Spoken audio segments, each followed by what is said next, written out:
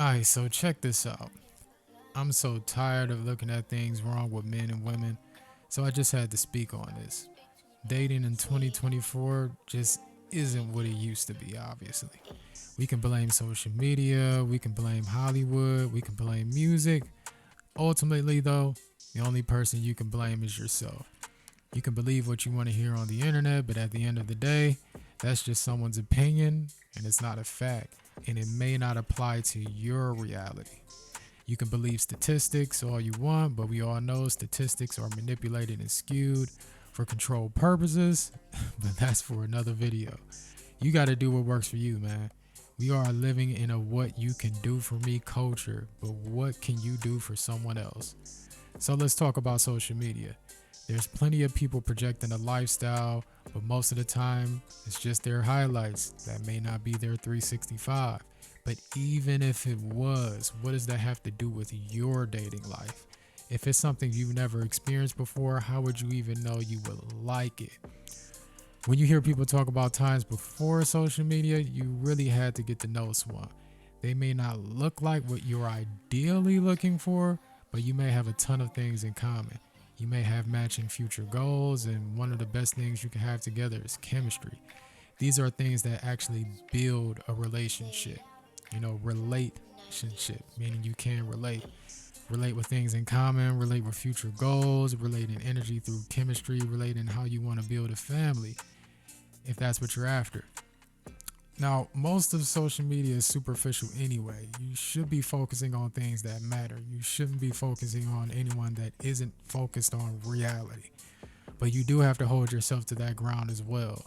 Don't waste your time playing texting games or the IG story games and picture games. Maybe we can call that, I don't know, digital immaturity. Because I'm sure someone that's an adult, over 21, 18 years old, whatever that may be, that's focused on building and strengthening their foundation, they have zero time for that. You got to do what works best for you. Look beyond the internet and focus on your reality. Log out and look at what's really going on in your life. That'll give you some truth, unless you really just enjoy being single. By all means, if that makes you happy, that's fine. But the older you get, there's a lot of people that may not be happy with that. I'll find it hard to believe that most of the population enjoys being lonely, but it is okay for some people. It all depends, I guess. Now let's talk about red flags, which is interesting again. You can find all of this information on red flags, but again, what about your red flags? What about the fact that you're constantly looking for red flags? That could be a reason you can't find anyone, because you're always finding something wrong with them.